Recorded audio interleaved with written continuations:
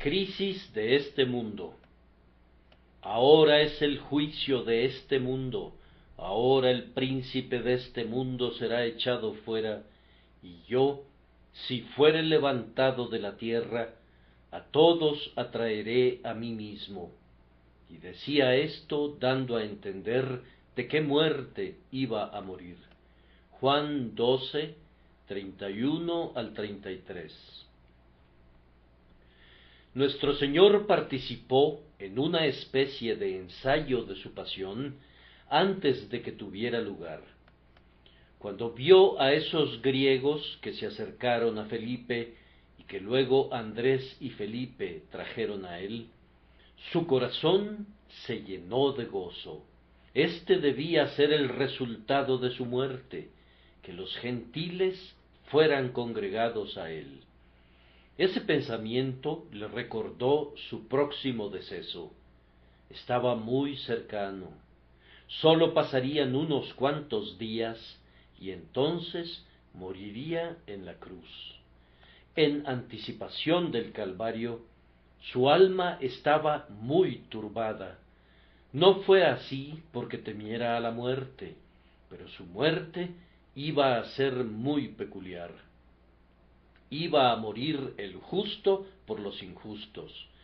Llevaría él mismo nuestros pecados en su cuerpo sobre el madero, y su alma pura y santa rehuía todo contacto con el pecado. Le perturbaba ocupar el lugar del pecador y soportar la ira de su padre. Su corazón estaba muy alterado y clamó: ¿Y qué diré? Padre, sálvame de esta hora, mas para esto he llegado a esta hora. Padre, glorifica tu nombre.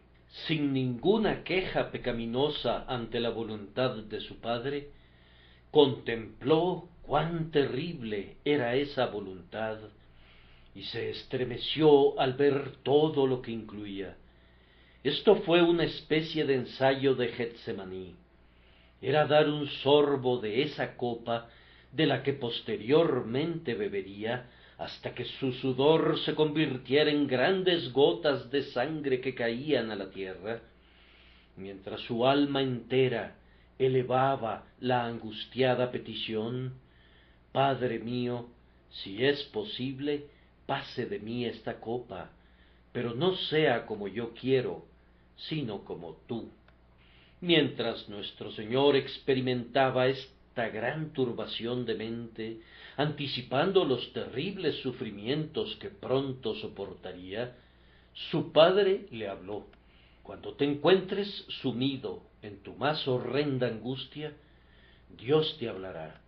Si eres su hijo, cuando la debilidad de tu carne esté a punto de prevalecer sobre tu espíritu, tú también, lo mismo que tu Señor, oirás una voz tranquilizadora proveniente de la gloria excelente. Él se recuperó de inmediato y, cobrando ánimos, complació su corazón con una visión del glorioso fruto de su muerte. Entonces expresó las bienaventuradas palabras sobre las que vamos a meditar hoy, en las que resumió las consecuencias de su muerte en estos 3 puntos. Ahora es el juicio de este mundo. Ahora el príncipe de este mundo será echado fuera, y yo, si fuere levantado de la tierra, a todos atraeré a mí mismo.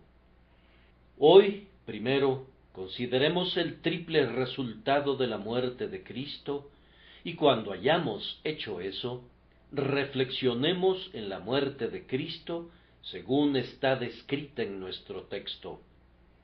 Primero, consideremos el triple resultado de la muerte de Cristo. Tenemos, primero, el juicio de este mundo. Ahora es el juicio de este mundo. Si prefieren, pueden leerlo como crisis, pues esa es la palabra griega utilizada aquí. Ahora es la crisis de este mundo. El mundo está enfermo y empeora. El médico dice que su mal ha llegado a un punto crítico, que se trata de un caso de vida o muerte. Hubo una crisis en la dolencia del mundo, y esa crisis se presentó cuando Cristo murió. Su muerte fue el punto decisivo, el pivote de la historia del mundo.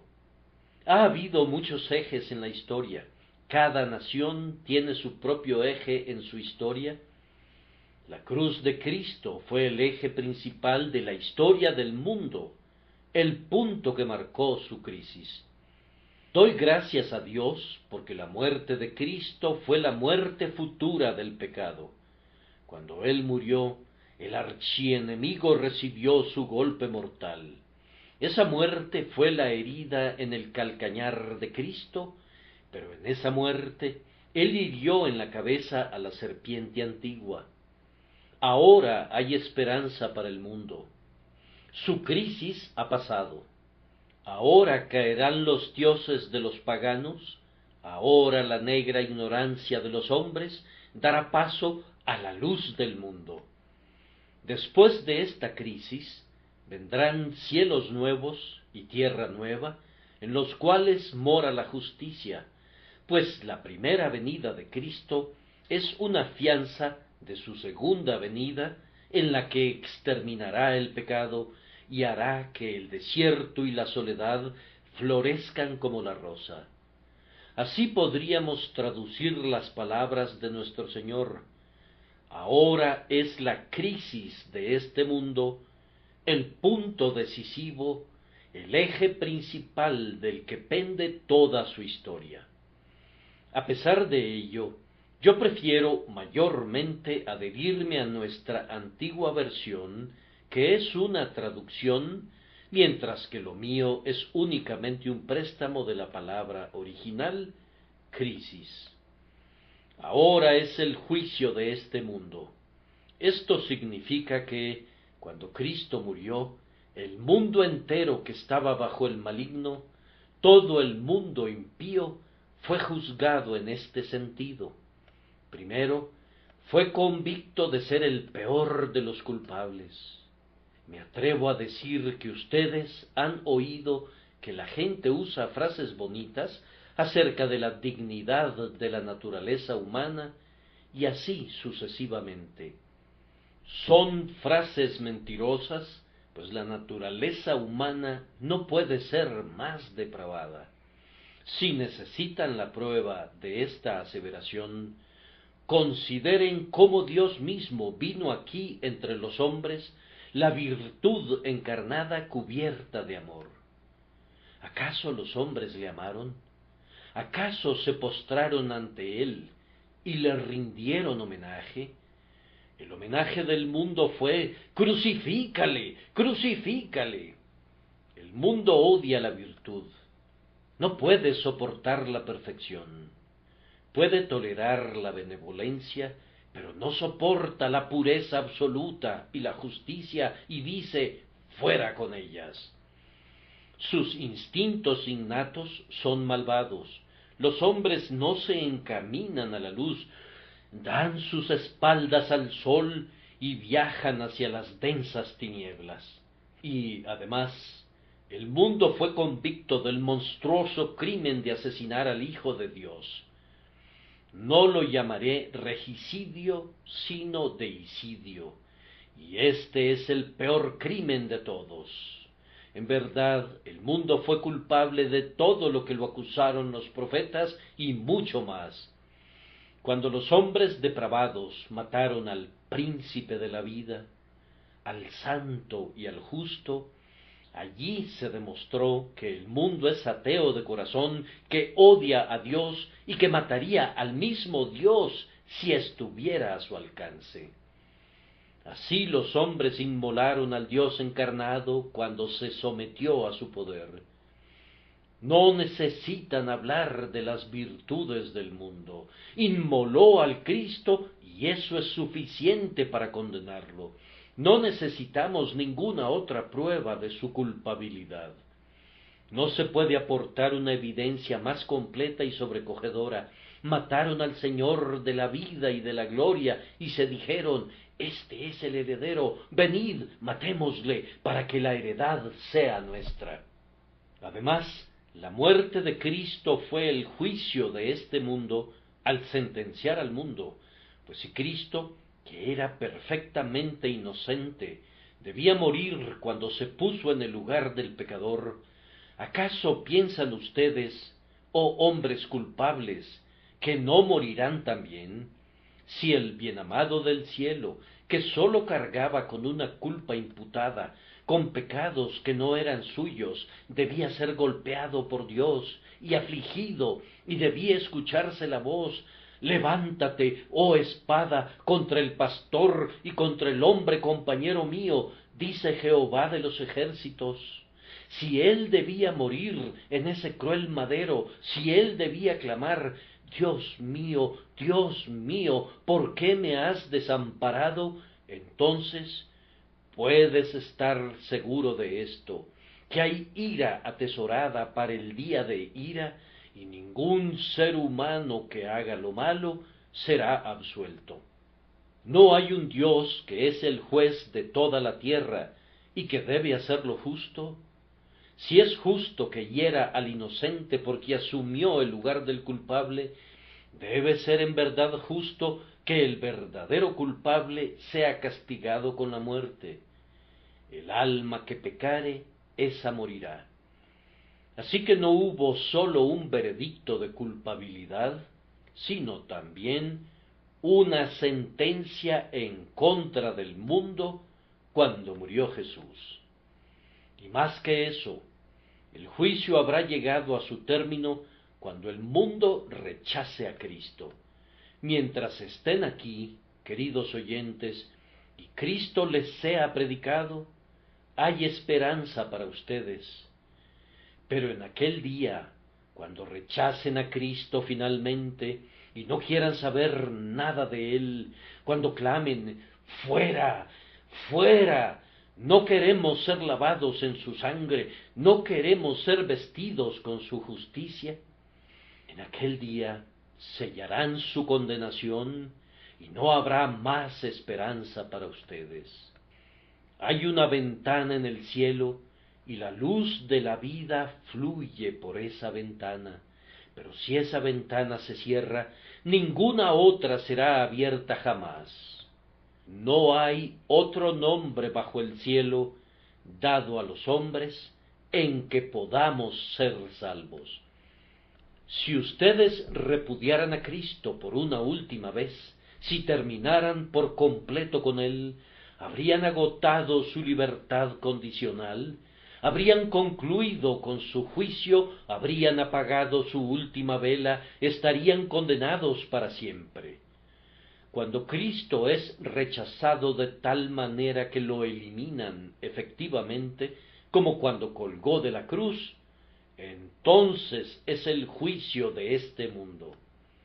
Querría contar con el tiempo suficiente para hacer una pausa aquí y recalcar estos puntos para quienes pertenecen al mundo. Sólo hay dos partidos, el mundo y la Iglesia de Dios.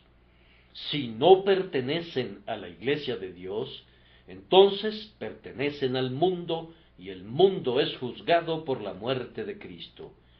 Si no son cristianos, entonces son miembros de esa gran corporación llamada el mundo.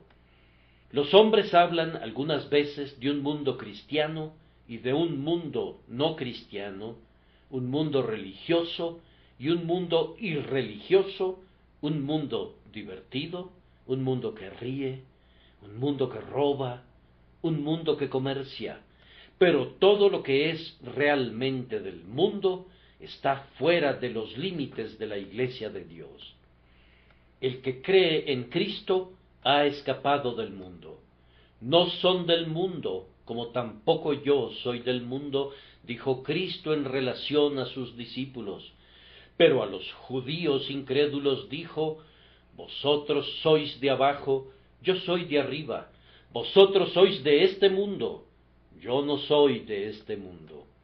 Así pueden ver que, como primer resultado de la muerte de Cristo, el mundo es juzgado, el mundo es encontrado culpable, y el mundo es sentenciado por su rechazo de Cristo.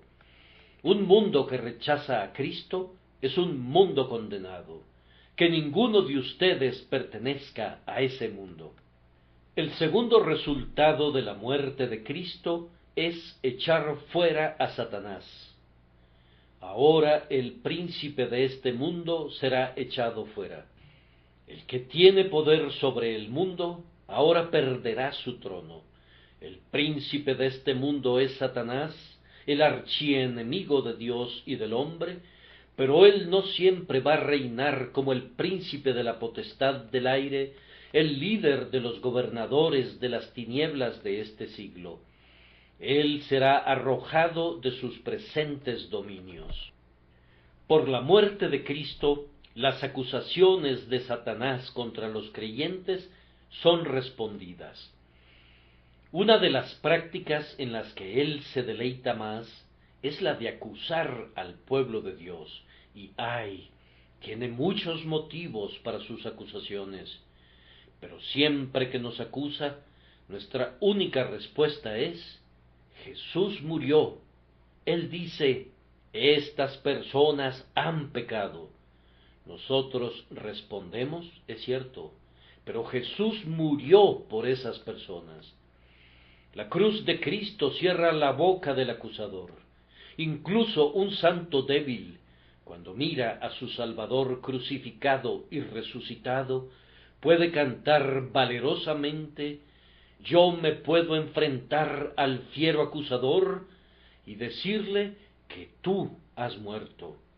Además, la cruz de Cristo despoja a Satanás de su monarquía universal.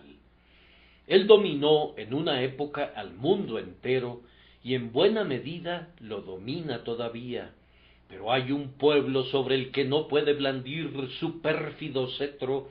Hay una raza que se ha liberado de él. Es una raza de hombres libres que le desafían a que los esclavice otra vez. No les importan sus amenazas y no son persuadidos mediante sus halagos, y aunque los aflija y los tiente, no puede destruirlos. Ya no puede jactarse de un dominio universal. Hay una simiente de la mujer que se ha rebelado en su contra, pues Jesús, por su muerte, los ha redimido de manos del enemigo y son libres. Oí la historia de una anciana mujer negra que estaba atendiendo a una dama que visitaba a algunos amigos en el sur de Estados Unidos, algún tiempo después de la última gran guerra en ese país. La dama le dijo a la sirvienta negra: «Es tu deber servir con gran solicitud a una persona venida del norte, pues gracias a nosotros tú eres libre». «¿Libre, señorita? ¿Libre?», exclamó la mujer negra. «Soy una esclava, nací siendo esclava». «Oh, pero tú eres libre. ¿Acaso no sabes que han aprobado una ley que los hace libres a todos ustedes?». «Sí, algo oí al respecto y le dije a mi amo: me he enterado que todos somos libres». Él respondió: «Puros chismes y tonterías, así que me he quedado aquí trabajando para él». «¿Es verdad, señorita, que todos somos libres?». «Oh, sí», respondió ella, «todos ustedes son libres, todo esclavo es libre ahora». «Entonces», dijo la mujer, «no voy a servir más a mi antiguo amo, le diré adiós». Y lo mismo sucede cuando Cristo nos libera. ¿No servimos más al viejo amo Satanás? Le decimos adiós. Cuando somos liberados del dominio del diablo por la redención emancipadora de nuestro Señor y Salvador Jesucristo, el poder tiránico de Satanás es desmantelado. Él todavía ejerce una gran influencia y hace lo más que puede para dañar al reino de Cristo por medio de la persecución, de la falsa doctrina y por miles de otros métodos, pero Cristo le ha fracturado su brazo derecho y ya no puede trabajar como antes lo hacía, y cada vez más, como fruto de la pasión del Redentor, el poder de Satanás será restringido hasta que al fin será totalmente arrojado fuera, y se escuchará el grito triunfante: ¡Aleluya! Porque el Señor nuestro Dios Todopoderoso reina.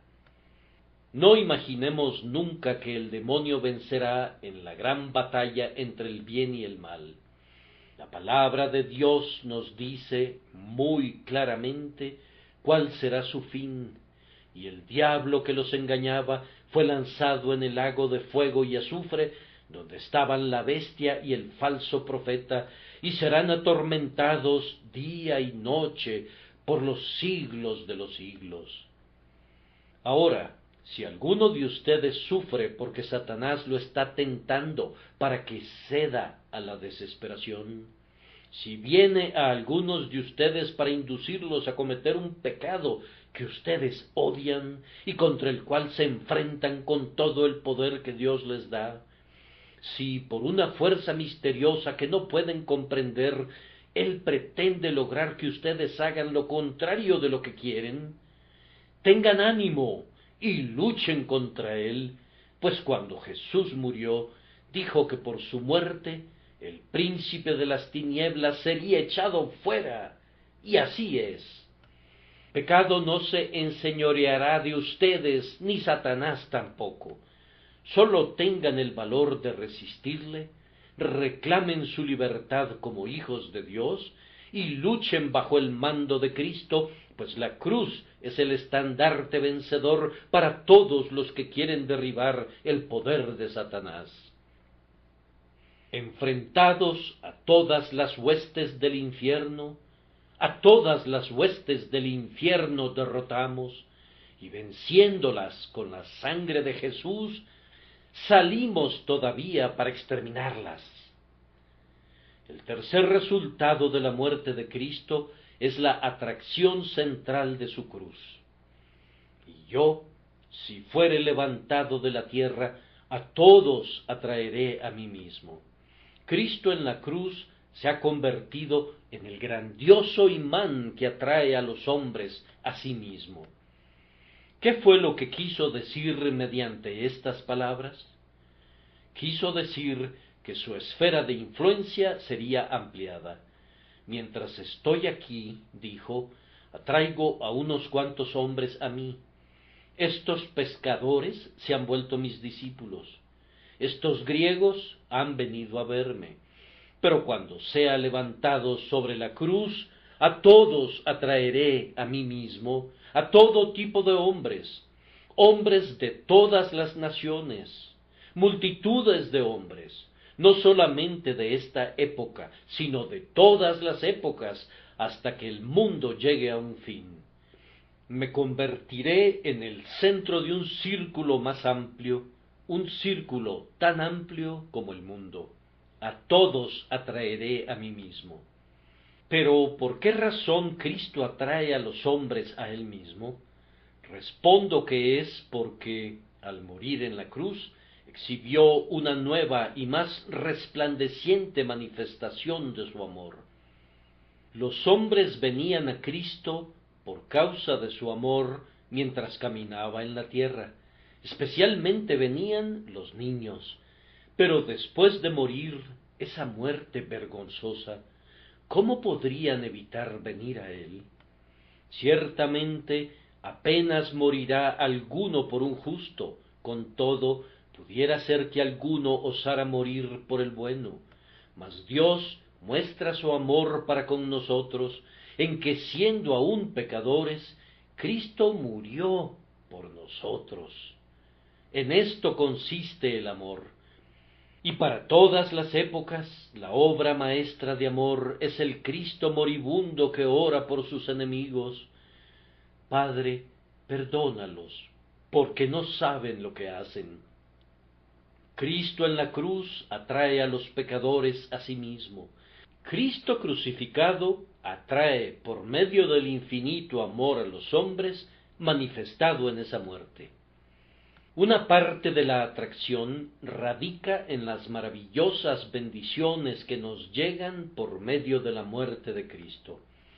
Fuimos atraídos a Él porque recibimos el perdón a través de sus heridas.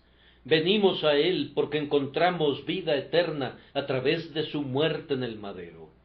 Jesús llevó el pecado de su pueblo. Él murió en lugar nuestro, y al hacerlo, quitó todas nuestras iniquidades, las borró por completo y las arrojó a las profundidades del mar. Podemos afirmar eso porque fue levantado en la cruz. Cuando fue crucificado, Él puso fin a la transgresión, acabó con el pecado y trajo justicia eterna. Amados, esta es una grandiosa atracción para los pecadores moribundos. Es una invitación de amor que deben aceptar. Cuando Jesús nos atrae de esta manera, corremos a Él, porque se puede encontrar perdón y vida eterna por medio de su izamiento en la cruz. Pido que algunos de mis oyentes sean atraídos a Cristo en este instante por el poderoso imán de su muerte. Recuerden cómo canta el poeta acerca de la atracción de la cruz. Tan grande, tan vasto sacrificio puede muy bien mi esperanza revivir, si el propio Hijo de Dios así sangra y muere, el pecador de cierto vivirá.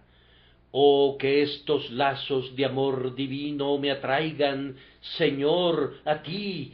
Tú tienes mi corazón, será tuyo para siempre. La muerte de Cristo atrajo a Él a multitudes de hijos de los hombres, porque dilató los corazones de su pueblo. Mientras vivía y estaba con ellos, nunca ardieron con tanto entusiasmo como después de su muerte. Uno de los primeros efectos de su muerte fue el derramamiento del Espíritu de Dios sobre ellos, que infundió una nueva vida, un santo fervor y un sagrado entusiasmo que los impulsó a ir hasta los confines de la tierra, publicando entre los gentiles la plena redención por medio de su sangre preciosa. Cuando Cristo fue levantado, hizo que sus seguidores se diseminaran por todas las poblaciones del globo, hasta que su rastro llegó a los términos de la tierra, y, como el sol brilla sobre toda región, así el Evangelio de Jesucristo iluminó cada nación bajo el cielo. Y yo, si fuere levantado de la tierra, a todos atraeré a mí mismo. Cristo es el centro de la humanidad. Él es Silo, y a Él vendrá el pueblo para congregarse. Renunciarán a las abominaciones de Roma, abandonarán la media luna de los falsos profetas, dejarán los ídolos de los lugares tenebrosos de la tierra, abandonarán la infidelidad y la filosofía, y vendrán en multitudes a postrarse a sus pies, cuando se sientan atraídos por el maravilloso magnetismo de su muerte expiatoria. Estas tres cosas, entonces, resultaron de la muerte de Cristo. El mundo depravado fue juzgado, el poder de Satanás fue quebrantado, y Cristo se convirtió en la atracción central y atrajo a los pecadores a sí mismo. Y ese poder de atracción está obrando ahora. Oh, que estos tres portentos sean obrados en nuestro medio el día de hoy, de conformidad a nuestra medida. Ahora, en segundo lugar, quiero que por unos cuantos minutos, sosegadamente, piensen en la muerte de nuestro Señor Jesucristo, según es descrita en nuestro texto. ¿Cómo desea el Espíritu Santo que leamos las Escrituras inteligentemente? Él registró estas palabras del Señor Jesús, y yo, si fuere levantado de la tierra, a todos atraeré a mí mismo. Si eso hubiera sido todo, habríamos podido preguntarnos, ¿la elevación por sobre la tierra se refiere a la muerte de Cristo? ¿Significa acaso su ascensión, su levantamiento de la tierra hasta que le recibió la nube? ¿O se refiere tal vez a nuestra predicación de Cristo, cuando le levantamos delante de los hombres, como Moisés levantó la serpiente en el desierto? Así, para evitar cualquier pregunta, el Espíritu Santo agregó el versículo 33, y decía esto dando a entender de qué muerte iba a morir. Si hay algo que el Espíritu quiere que nos quede especialmente claro, son todas las expresiones que tienen que ver con la muerte de nuestro Señor. Démosle gracias por ese comentario insertado aquí, para que no cometamos ningún error acerca de un tema tan vital. Ahora, mirando a las palabras, quiero que noten que Cristo fue a su muerte con una clara visión de lo que sería. Hay muchos hombres que se han apresurado a la batalla y han muerto sin la menor idea de lo que sería una herida de bala o en qué consistiría ser traspasado por una lanza. Pero nuestro Señor, por así decirlo, hizo un inventario de su muerte y la miró a la cara con mucha calma. No habla de ella como muerte simplemente, sino que la describe a su manera, y yo, si fuere levantado de la tierra.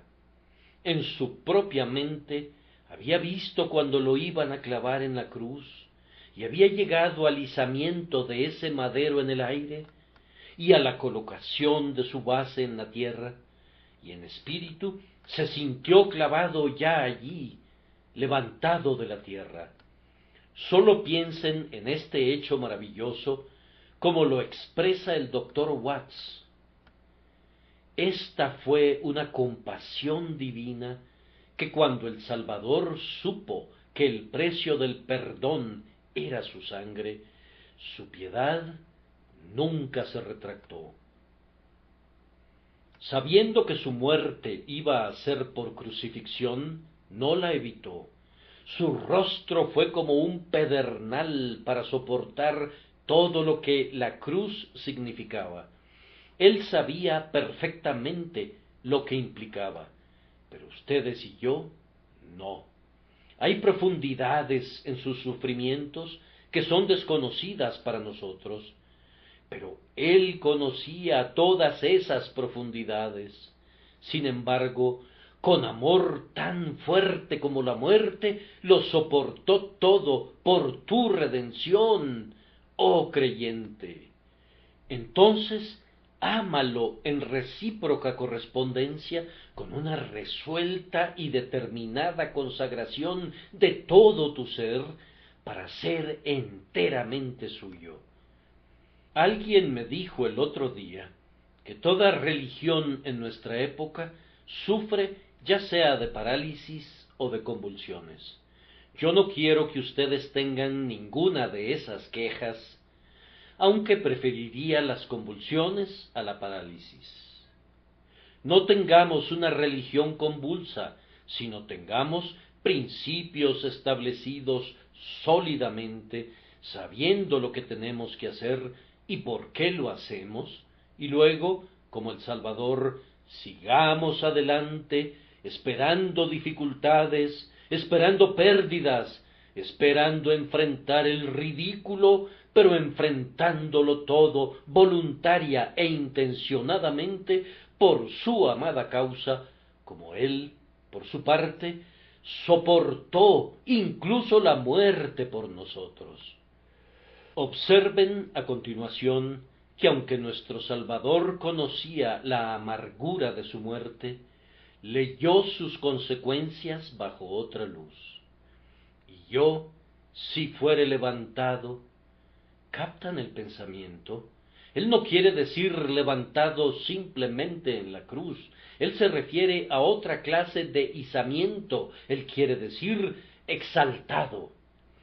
Cuando fue levantado en la cruz, los hombres lo consideraron una degradación, pero él miró su muerte como uno mira un ópalo hasta que capta los arcoíris y las llamas de fuego en la piedra preciosa.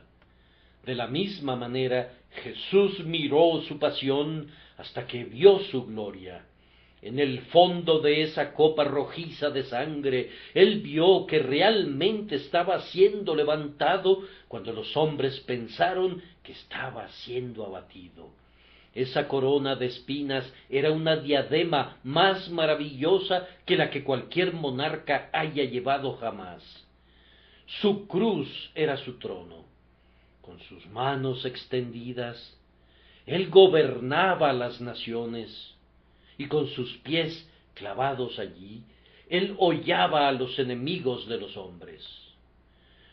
Oh glorioso Cristo, al tener una visión de tu cruz, la vi al inicio como un patíbulo común, y tú estabas clavado allí como un criminal.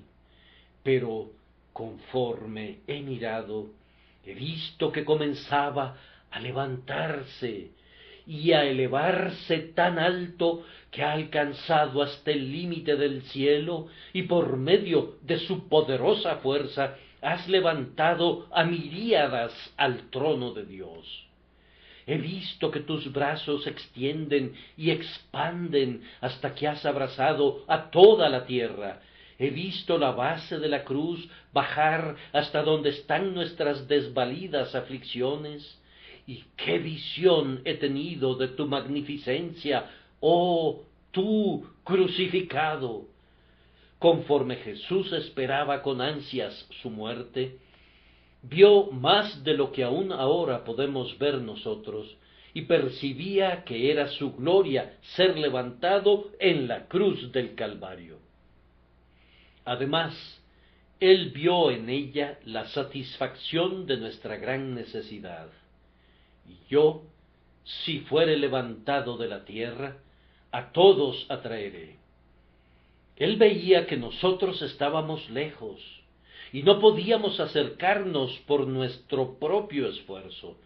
Así que dijo, si fuere levantado, a todos atraeré. Él vio que no desearíamos venir, que tendríamos un corazón tan obstinado y una cerviz tan dura, que no querríamos venir aunque fuésemos llamados. Pero, dijo él, yo desde la cruz los atraeré. Como un imán atrae el acero, yo los atraeré. Oh, piensen en la cruz de Cristo bajo esa luz. Algunos han pensado que si predicamos el Evangelio, siempre tendremos una congregación. Yo no estoy seguro de eso. Pero si el Evangelio no atrae una congregación, no sé qué lo hará. Pero Cristo no dice, y yo, si fuere levantado, atraeré a todos los hombres a la pequeña Betel o a Salem. Él dice, a todos atraeré a mí mismo, esto es, a Él. Y nosotros únicamente venimos a Cristo porque Cristo viene a nosotros. Nadie viene a Cristo jamás, a menos que Cristo le atraiga, y el único imán que Cristo usa jamás es Él mismo. Yo en verdad creo que nosotros denigramos a Cristo cuando pensamos que vamos a atraer gente por algún medio diferente a predicar a Cristo crucificado. Nosotros sabemos que la mayor congregación de Londres se ha mantenido estos 30 años por el único motivo que predicamos a Cristo crucificado. ¿Dónde está nuestra música? ¿Dónde está nuestra oratoria? ¿Dónde está nuestra atractiva arquitectura o la belleza del ritual? Un servicio desnudo le llaman. Sí, pero Cristo compensa todas las deficiencias. Prediquen a Cristo, y los hombres serán atraídos a Él, pues así lo dice el texto, y yo, si fuere levantado de la tierra, A todos atraeré a mí mismo. Los hombres son retenidos por Satanás, pero la cruz los atraerá. Los hombres son retenidos por la desesperación, pero la cruz los atraerá. Los hombres son retenidos por falta de deseo, pero la cruz engendrará el deseo. Los hombres son retenidos por amor al pecado, pero la cruz los inducirá a odiar al pecado que crucificó al Salvador. A todos atraeré, a todo tipo de hombres atraeré a mí mismo, dice el Cristo crucificado. Así suple nuestra gran necesidad. Observen también que Jesús sabía que viviría para ejercer esa atracción. Él dice, y yo, si fuere levantado de la tierra, ¿qué entonces? ¿Estaré muerto? No, a todos atraeré a mí mismo. Él vive, aproximándose a la muerte, Él espera vivir. Él se gloría en su vida y comenta lo que piensa hacer después de que resucite de los muertos. Oh glorioso Cristo, que miremos más allá de tu muerte y encontremos consuelo en tu vida resucitada. Hermanos y hermanas míos, ¿no pueden algunas veces mirar más allá de la tumba y encontrar consuelo en lo que harán en el cielo? ¿O acaso no glorificaremos a nuestro Señor en el cielo? En anticipación a lo que haremos entonces, en honor de nuestro precioso Salvador, tomemos las armas ahora contra nuestro problema presente, tomando prestadas nuestras armas de la armería del futuro, después que nuestra vida terrenal haya terminado. Jesús vio también, y con esto debo concluir, que el día vendría cuando Él estaría rodeado de una poderosa compañía. ¿Acaso no pueden verle? Él está levantado en la cruz y comienza a atraer, y los hombres vienen a Él, unos cuantos en Jerusalén. ¿Dije unos cuantos? No, 3,000 en un solo día. El crucificado ha traspasado sus corazones, el crucificado ha engendrado fe en ellos, el crucificado ha atraído a miles a sí mismo. Él es predicado en Damasco, Él es predicado en Antioquía, Él es predicado en Corinto, Él es predicado en Roma y en todas partes. Él atrae pecadores a sí mismo y grandes multitudes vienen a Él. Con el tiempo, Él es predicado en la lejana Inglaterra. Algún evangelista pionero encuentra un lugar en estas islas donde puede predicar el evangelio de Cristo a los bárbaros, y Jesús los atrae a sí mismo. Él atrae a los hombres hasta que, a través de todo el vasto imperio de Roma, Cristo crucificado los está atrayendo del palacio del César y de la prisión del César, desde el esclavo en el molino hasta el senador que gobierna la ciudad. Cristo los está atrayendo.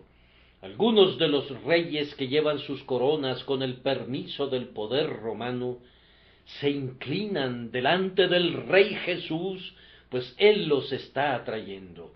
Él está atrayendo a los pueblos de las islas del mar y de cada costa, y Él los sigue atrayendo todavía hoy, desde las soleadas islas de los mares del sur, desde el norte lejano de Groenlandia, del África, de la China, de todas partes. Él los atrae más y más, y aquí, en esta isla favorecida, Él ha atraído miríadas a Él mismo. Pero el día vendrá en que ese poder de atracción comenzará a operar más libremente todavía. Correrán a Él, volarán a Él con alas ligeras como vuelan las palomas a sus palomares, vendrán a Él tan de repente que la Iglesia clamará asombrada: ¿quién me engendró estos? ¿Dónde estaban estos? Como son vistas las gotas del rocío de la mañana, cuando ha salido el sol, que resplandecen como diamantes en cada seto y en cada hoja de hierba, así serán los convertidos de Cristo, como la simiente prometida de Abraham, tantos como las estrellas del cielo en multitud, y como la arena innumerable que está a la orilla del mar.